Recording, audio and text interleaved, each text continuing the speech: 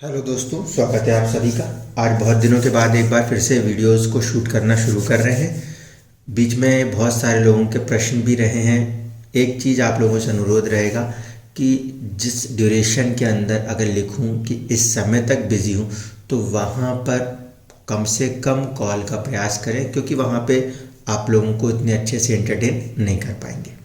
अब देखिए, एक कॉम्बिनेशंस को लेकर बहुत सारे लोगों के अंदर जिज्ञासा सामने आई।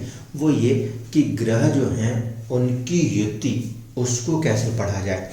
कई बार लोग सीधे सीधे ग्रह की युतियों को भाव से देखने लगते हैं, और कुछ लोग जो हैं वो ग्रह की युतियों को कारक तत्व से देखने लगते हैं। तो क्या सही और क्या गलत, किसका प्रभाव किस पर कितना ज़्यादा, तो इसको समझने की कोशिश करते हैं। सबसे पहले, किसी भी कुंडली के अंदर जब आप किसी भी युति को देखते हैं तो आपको दो बातों का ध्यान रखना है।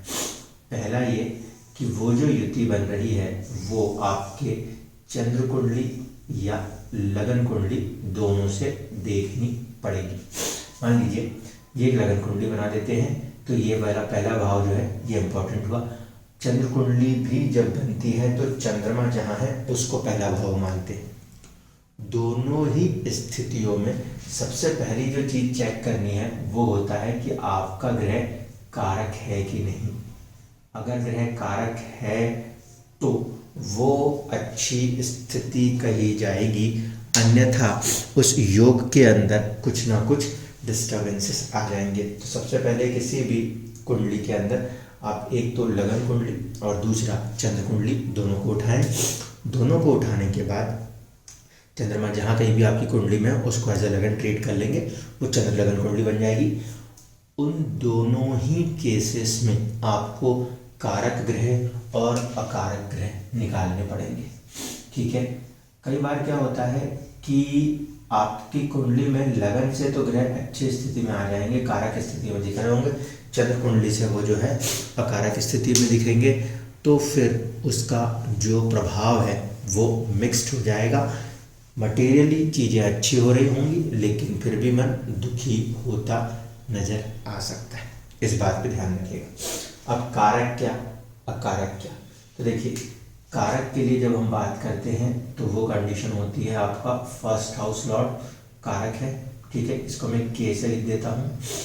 इसके बाद सेकंड हाउस को हम न्यूट्रल मान के चलते हैं, थर्ड सपोर्ट है, कोई फायदा नहीं।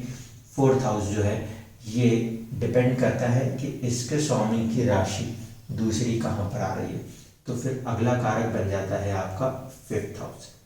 ठीक, इसके बाद सिक्स्थ का कुछ क्लियर नहीं हो सकता जब तक इसकी दूसरी राशि पता ना हो। सेवन्थ, जब तक दूसरी राशि पता ना हो कोई क्लियर नहीं होता। एट्थ डिस्टर्ब माना जाता है। नाइन्थ अगेन कारक है। ठीक है। टेंथ में ये 50% कारक होता है। ठीक, ये 50% कारक होता है। इसकी दूसरी राशि कहीं पर भी पड़े लेकिन ये कुंडली का एक प्रबल केंद्र होता है। इसके बाद यहाँ पे कोई फायदा नहीं, और 12th में उसकी दूसरी राशि देखनी पड़ती है।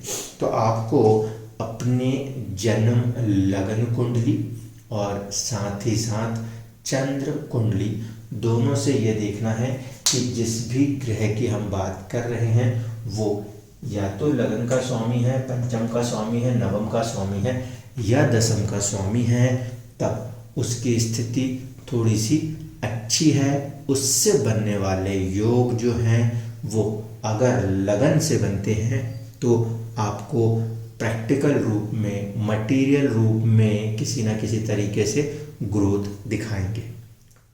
अगर ये स्थिति चंद्र कुंडली से बनती है तो उस कंडीशन में वो जो ग्रह योग बनाने जा रहे हैं वो ग्रह आपको मन से खुशी प्रदान करने की स्थिति दिखाएंगे। लेकिन हो क्या सकता है, कॉम्बिनेशंस किस किस तरीके से बन सकते हैं। एक एग्जाम्पल उठा लेते हैं। मान लीजिए एक लगन कुंडली भी बना लेते हैं और साथ साथ एक चंद्र कुंडली के कॉम्बिनेशन को उसके साथ मिक्स कर देते हैं, तो क्या क्या कॉम्बिनेशन आ सकते हैं। सपोज करते हैं कि हमारे पास एक 3 नंबर लगन की कुंडली है।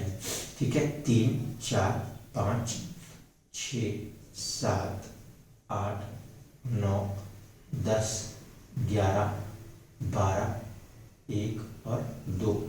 अब इस कुंडली के अंदर देखें, सबसे पहली चीज first house Lord fourth house Lord बन जाता है, ऐसे में बुध जो है वो कारक हो जाएगा।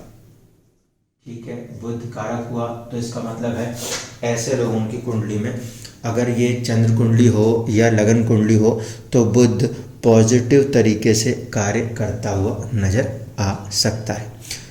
कहीं ना कहीं ऐसे में बुध के प्रभाव को हम अच्छा कहेंगे, लेकिन ध्यान रखिएगा बुध जो है वो 6, 8 या 12 में ना बैठा हुआ हो तब। ठीक, अगर वहाँ बैठा है तो बाधाओं के बाद में अच्छे फलों की बात कही जाएगी। दूसरा, शुक्र यहाँ पर जो है वो पंचमेश है, उसकी दूसरी राशि 12वें घर में है।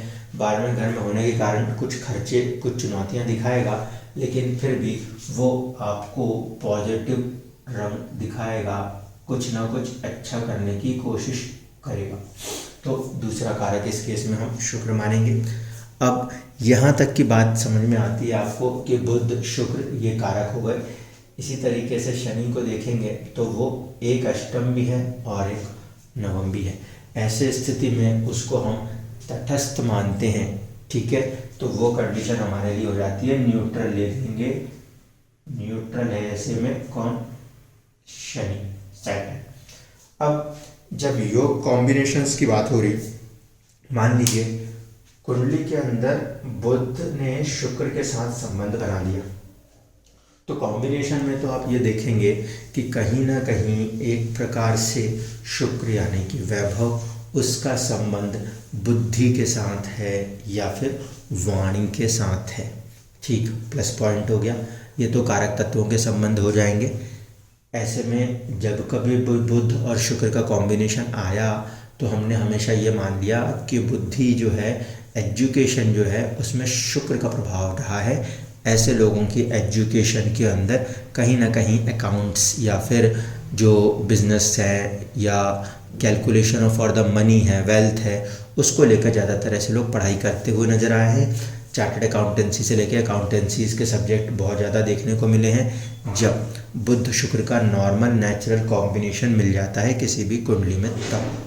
लेकिन अगर हम कारक अकारक के हिसाब से देखें तो इस पर्टिकुलर फॉर्मेशन में बुध और शुक्र की युति इस कुंडली में कहीं पर भी होगी तो वो एक प्रकार से उस भाव को भी मजबूत करेगी और साथ ही साथ ग्रह एक दूसरे को सपोर्ट करेंगे।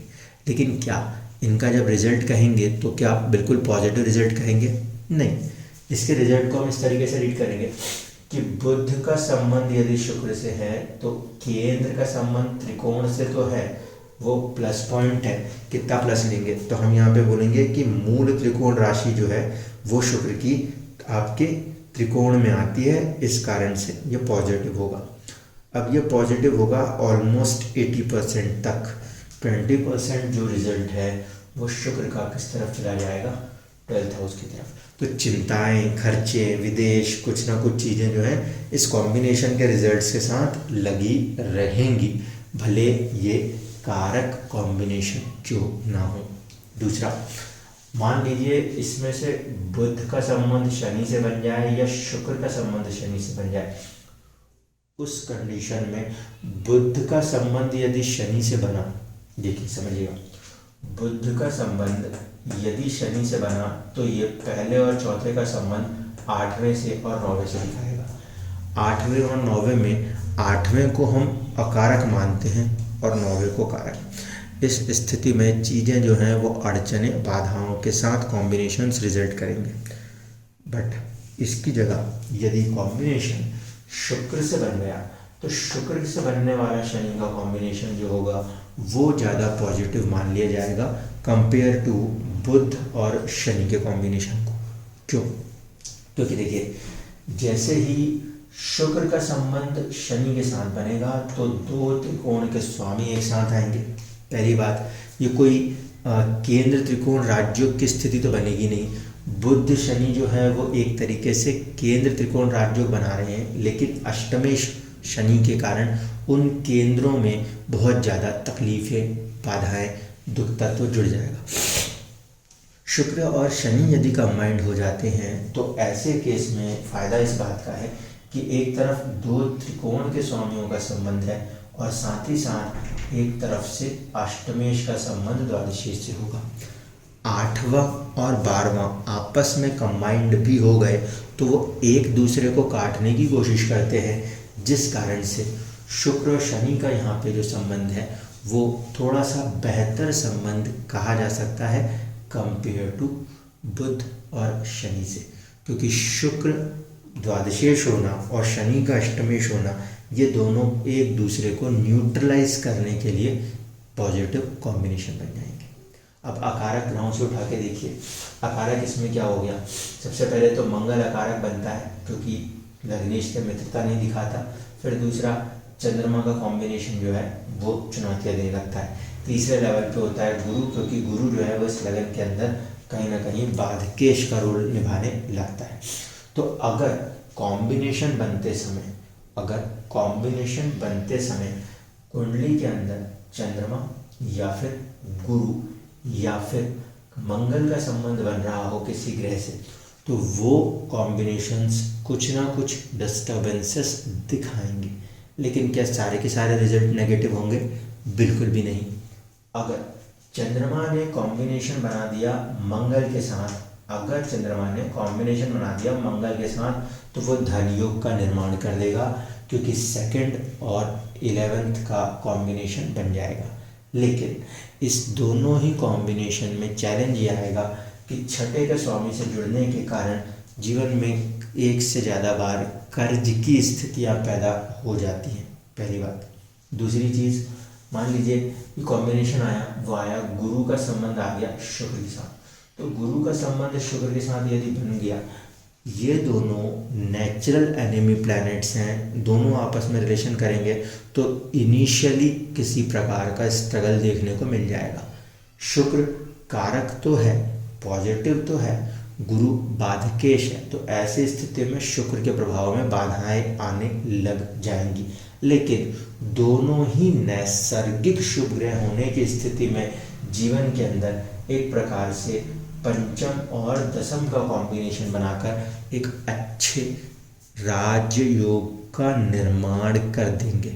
इस कारण से भले ही गुरु, देखिए यहाँ पे गुरु अकारक तो नहीं है, बाधक जरूर है, बाधक का कॉम्बिनेशन पंचमेश से हो रहा है, तो चीज़ें जो हैं वो देर सवेर तो होंगी, लेकिन फाइनली क्योंकि एक प्रकार से केंद्र और एक त्रिकोण के स्वामी का संबंध, जो कि केंद्र त्रिकोण राजयोग का निर्माण करता है और दोनों ग्रह शुभ रहते हैं, ऐसी स्थिति में आपस में शत्रु होने के कारण बाधाएं अड़चनें सब कुछ देते हुए भी जीवन में एक उन्नति के रास्ते को आगे खोल देंगे।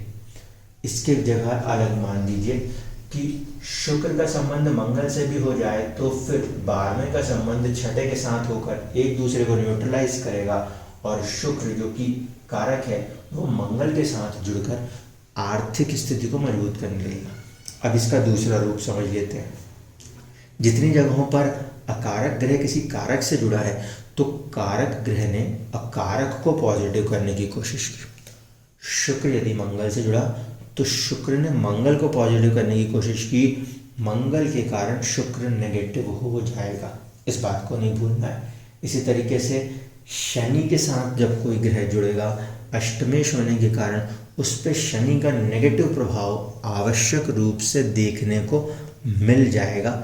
शनि को पॉजिटिविटी दूसरे ग्रह से मिल जाएगी, क्योंकि नैसर्गिक रूप से जो ग्रह बल देखा जाता है उसको नहीं भूलते हम कभी भी किसी कॉम्बिनेशन को लगाते समय। कोई भी कुंडली हो, किसी भी लगन की कुंडली हो, जिस भी ग्रह का संबंध शनि से बनेगा उसमें मान के चलिए कि ग्रह की आधे से ज़्यादा ऊर्जा तो शनि की तरफ चली जाएगी। इस कारण से जो कॉम्बिनेशंस हैं उसमें जो दूसरा ग्रह है जो शनि से जुड़ रहा है उसको कहीं ना कहीं प्रभाव झेलना पड़ता है। उस ग्रह के जो भी भाव हैं कुंडली में उनको कहीं ना कहीं चीज़ों में देरी देखनी पड़ती है। या कई बार शनि को हम दुख निराशा का ग्रह समझते हैं, तो उस स्थिति में उन पर्टिकुलर ग्रह के तत्व और भाव जिनके कि वो स्वामी हैं, वहाँ पे देरी आना, थोड़ा सा दुख आना, बाधाएं आना, कठोर मेहनत की आवश्यकता होना, ये चीज़ें जीवन में देखने को मिलती हैं। तो कॉम्बिनेशंस को लगाते समय सबसे पहले तो यही देख लीजिए कि कारक अकारक चंद्र कुंडली से कि लगन कुंडली से। लगन से कारक अच्छी स्थिति मानी जाती है मटीरियली, और चंद्रमा से कारक की बात करें तो मनोस्थिति के लिए अच्छा है। दूसरा, जब कभी भी कोई दो ग्रह आपस में कनेक्ट होंगे तो अगर कारक कारक से मिलता है तो ज़्यादा पॉजिटिव है, कारक अकारक से मिलता है तो अकारक ग्रह कारक ग्रह को प्रभावित करता है, तो जीवन के अंदर संघर्ष की मात्रा उतनी ही अत्यधिक बढ़ती चली जाती है। धन्यवाद।